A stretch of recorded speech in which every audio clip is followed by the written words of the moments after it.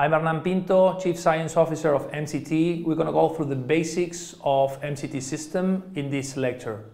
So basically, MCT system is a photothermal biomodulation system. We use temperature and light to stimulate cells and subcellular structures like platelets to react in a certain way. MCT system is constructed in a very simple way so that you can use it in three simple steps. Number one, you will obtain autologous material that you will be able to photothermostimulate. Number two, you will introduce it in MCT kit. This is a class 2A medical device with MDR, with the new regulation. And three, you will introduce it in the MCT system, which is a machine that will emit the energy to photothermostimulate the PRP most of the times, but it also can be stromovascular fraction, etc. So we are only working with autologous material that basically we will re-inject or re-indicate for a certain medical purpose. So the system has two main requirements. Number one, we have to photothermo biostimulate a liquid. It has to be in a liquid state because we will introduce it in the MCT kit and we cannot stimulate solid material. So number one, it has to be liquid.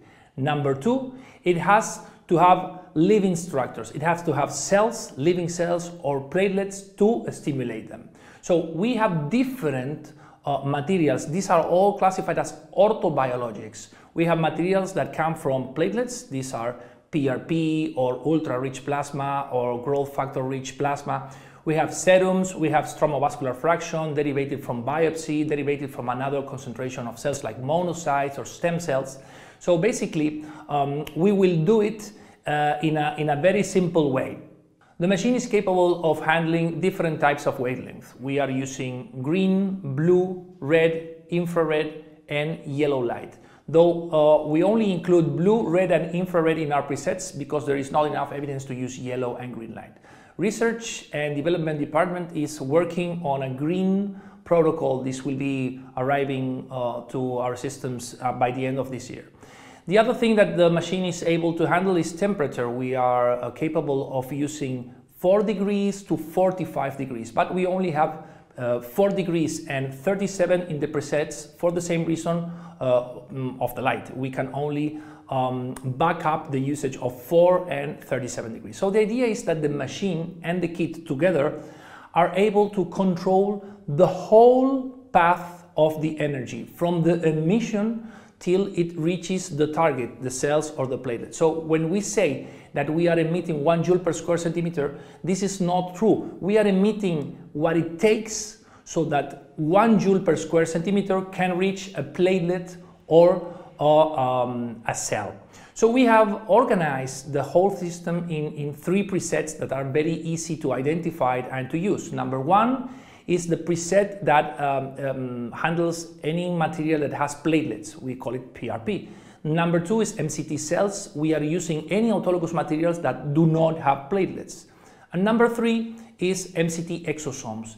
It allows to extract autologous exosomes from the platelets or from the cells. So first of all, we need to understand what happens when we stimulate a cell with temperature. It is very well documented the action of cold on platelets. For example, there are macroscopic changes that are very easy to identify, which are, for example, spherification. Platelets change their shape.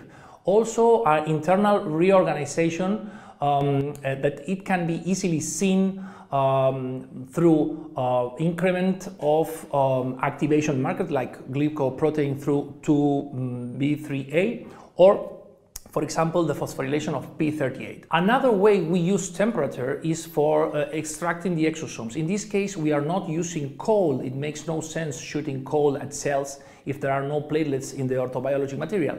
So we are using 37 degrees. This is very well documented. Temperature will act at 3 different levels. First of all, it will enhance the amount of collisions between the multivesicular bodies, which are the precursor of exosomes, and the collision between the inner side of the cell membrane. This is incremented by temperature. Another step is very important is the membrane fluidity. This is also stimulated by temperature. And the third main step in the process of exosome release that is affected by temperature is the reduction of tethered exosomes. Tethered exosomes are the exosomes that get anchored to the outer side of the cell membrane once released.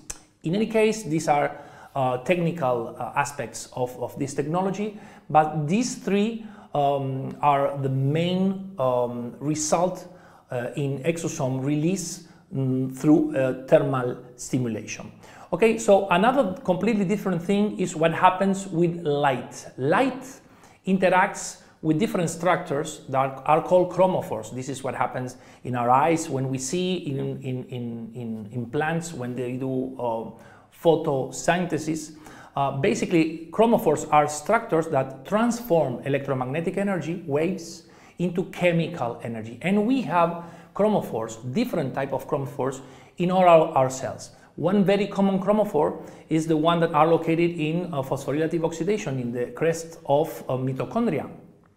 These are macrocomplex number 1, number 2, or number 4. Specifically, for example, number 4 reacts, this is cytochrome C oxidase, reacts to 620 nanometer light or infrared light. This is what we do. Basically, there is imbalance, a proton imbalance, and finally we get an increment in the synthesis of ATP. This is the first very well documented action of light.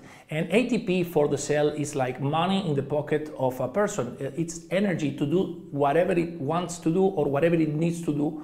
For example, a fibroblast will perform fibrillar protein synthesis, etc., etc., etc. So ATP is very important as a stimulation for cells. Another thing that we can also produce with photostimulation through different chromophores is the increment of second messengers. For example, through opsin number 3 or number 4 that react very well to blue light, we can obtain an increment in the amount of calcium. Calcium, like for example, oxygen reaction species or nitrile compounds or etc. These are second messengers that eventually will interact with transcription factors that ultimately will lead to an increment in certain protein synthesis or transcription or a downregulation in protein transcription. In any case, this is basically the way light interacts with the body. We need a chromophore, we need a second messenger, and we need a transcription factor. Basically, these are the two things that happen with temperature and with light. Of course, it gets technical. We can go through physiological paths and analyze them in depth, but it exceeds the scope of this webinar. So, first of all, let's take a look at MCT plasma. This is the first product of MCT system. Basically, in the last years, everybody, let's say decades, everybody has been worried about centrifugation and double cycles and triple cycles and more time, etc., etc. So everybody has been concentrating platelets. We didn't do that.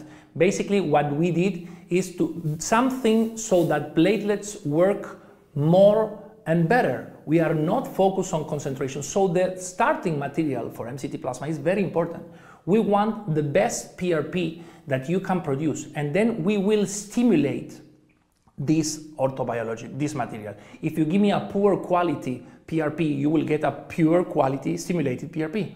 So the starting material is very important. With photothermal biomodulation, we will achieve different things with the orthobiologic material. Number one, we will get growth factors. Much more growth factors, not only in a flash way, but also in a more sustained way.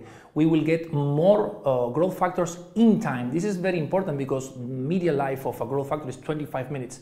So if we can increase this stimulus, we will get much better clinical results.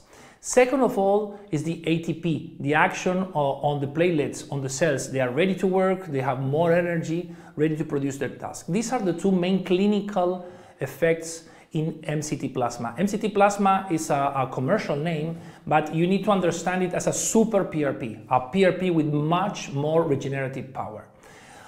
In the clinical side of MCT plasma, we can see much better results, beauty results, much faster results, and also something we run into is that it is less painful when injected and when used. So these are the three main advantages of MCT plasma over standard PRP. But there's another thing that is very important, that we are capable to extract exosomes, autologous exosomes, and these are very important because they are autologous, they are injectable, they are class 2A medical device with the MDR new regulation. They are true, they are effective, they are regenerative. So you need to be very careful because right now exosomes is crazy. Exosomes are really what everybody is looking for, but you need to understand exactly how autologous MCT exosomes work. So let's go a little bit to the inner side of this tale. What is an exosome? Exosome is not an invention of aesthetic medicine. Exosome is not an invention of MCT. Exosomes are structures, subcellular structures that have been there and have been discovered long time ago. First of all, you need to understand that it's a small vesicle. It's a nano vesicle from 30, 40 nanometers to 150. This is the range of the size of an exosome. An exosome is a bilipidic layer, it's a biologic bag, nano bag, that has a lot of things inside. Things can be proteins, RNA, DNA, glucids, growth factors, which are proteins, but all of these, all sorts of biologic material can be found inside exosomes. So an exosome, you need to think about it like a package. An exosome is not an email, it's a package. Cells send package to communicate one another. This is not a phone call, this is not a specific message one cell sends to another.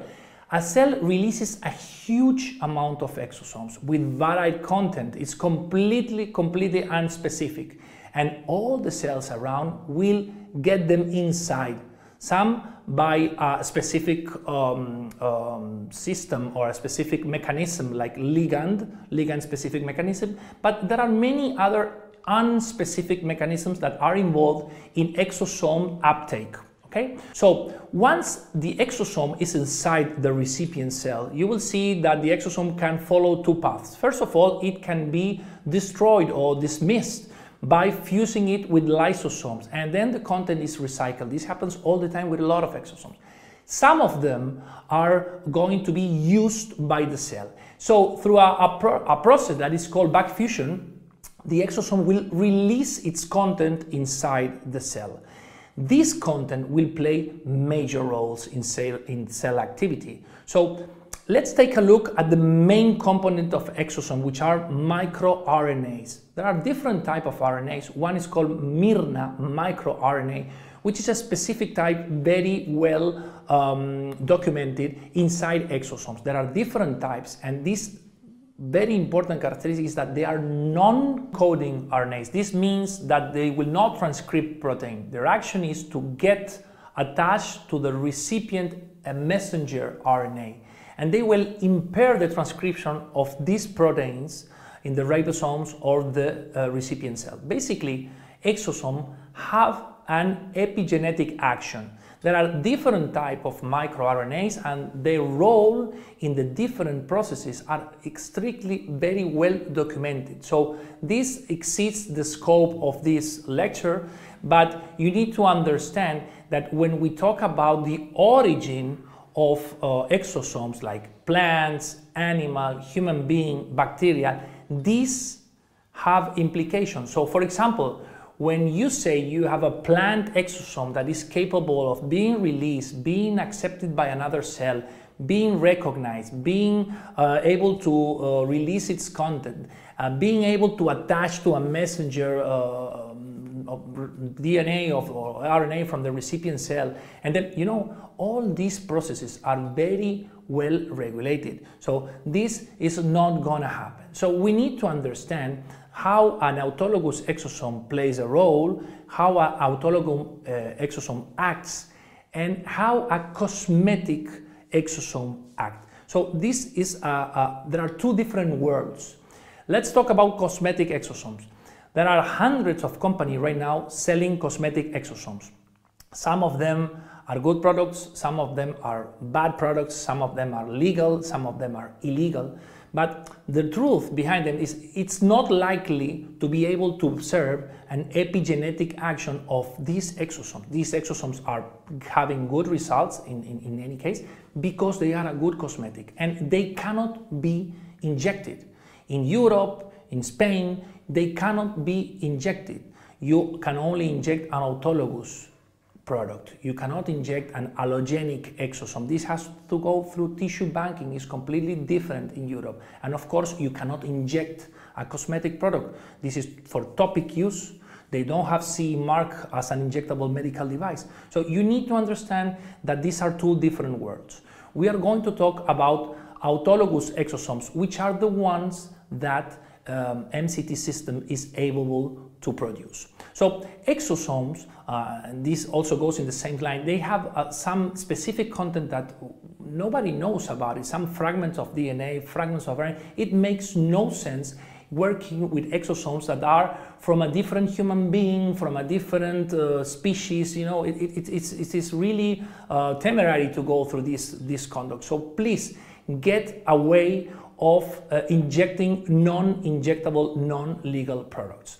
Okay, so basically another problem that we need to discuss is the amount of exosome present in different products. Through this kind of cosmetic product, we got a fight between different brands of I have 50 million exosomes, I have 55 million exosomes, I have 60 million exosomes. They are fighting. In the same way we had 2% hydroquinone, 4% hydroquinone in the past. Well, this is not going to happen for us. We have over 70 billion per ml of PRP, and on top of that we are injectable exosomes. We do not compete with these other products. We are way beyond.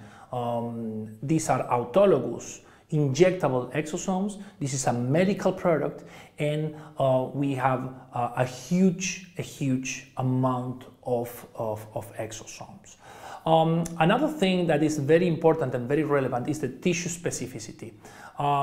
There is no such thing as tissue specificity. There are many ways of uptaking exosomes that are non-specific. As I told you before, the communication between cells in exosome world is not a phone call. It's more likely to send packages, a huge amount of packages everywhere, and let's see who takes it in. Once they take it in, they will decide if they use it or not, but it is not a phone call. Okay, so if you understand now the way we are using exosomes, we are extracting exosomes from the cell of their own patient and then injecting them with a product that is safe and effective, you will understand the difference with a small flask of cosmetic exosome. Another thing that you need to be very careful is that autologous exosome is not a way of saying anything goes. Autologous exosome from MCT is very safe and very effective. This is why we got a CE mark class 2A, because we were able to demonstrate that we are safe and effective. This is because we have a lot of clinical study, basic science, clinical science, etc.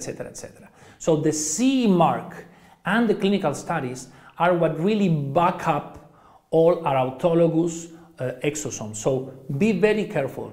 First of all, autologous to non-autologous, and then in the exosomes, in the autologous exosome world, you need to understand that it's a lot of fake marketing. And we are already observing the first reports of very important side effects when injecting non-injectable exosomes, and we are facing recalls in different countries of different brands. So be very careful. So we are going to talk a little bit about the protocols. As I told you before, it's a very straightforward system, 1, 2, 3. So the first system, the first step in the system is to collect the autologous material. We already talked about that. We can use PRP derivated products, biopsy derivated products, thermovascular fraction derivated products, another stem cells products, whatever, you name it. It has to be liquid, it has to have cell insides. Then you will put it inside MCT kit. MCT kit is sterilized, specific, developed in the optical laboratories in the Superior College of Research of Spain. It has a very specific ratio between volume and surface, a medical grade polymer, etc. It's a very technical piece of gear that has 2 docks, standard syringe or Luer lock syringe. It's also been manufactured in a very clever way. When you have to introduce it inside the tray of the machine, it can only be introduced in one way. So if you twist it, it's not closing. If you put it upside down, it's not closing. So it's very easy to work with MCT system. Once you are filling the MCT kit with 10 ml, this is the quantity it accepts, you will put it inside the tray, you will close the tray. The tray is closed with zero resistance. It's very, very simple. You don't have to push, you just have to slide it gently. Then you will pick the preset. As I told you before, PRP, cells, or exosome. Of course, different presets have different photothermal biostimulation protocols. Preset with PRP has a specific temperature, a specific power, a specific wavelength. Different is the photothermal biostimulation of the cells protocol, and of course completely different is the photothermal stimulation when it comes to extract exosome. Different light, different power, different time exposure, different temperature. Okay? So once you choose your preset and you have the MCT kit with the autologous material inside the machine, you just press the button and everything happens automatically inside the machine. The machine will give you back a feedback of what's going on in the session. You will always be able to see what temperature is the sample, what the amount of energy you are giving to the sample, the time remaining for the session, etc., etc. And you will have luminic feedback. You will see, you will be able to see what kind of light you are giving to the sample. Once the machine is over, it will let you know. You will take it out, you will extract it, and it's done. It's very simple to introduce or to extract the liquid from the PRP kit. You will always open both caps and you will have no problem. Both docks are exactly the same. So we are recommending different protocols to be able to optimize every session with MCT system. We are right now recommending the indication or the injection of MCT plasma in the same session with MCT exosomes. But in any case, we will go through specific videos for the protocols on another time. The same happens with the sessions. We are recommending 3 sessions. This is what our most key opinion leaders are using, but you need to understand that we are right now present in more than 80 countries, and this varies among different key opinion leaders. Some of them are using 2, some of them are using 3, depending on indication, etc. So thank you very much for your attention and for being here.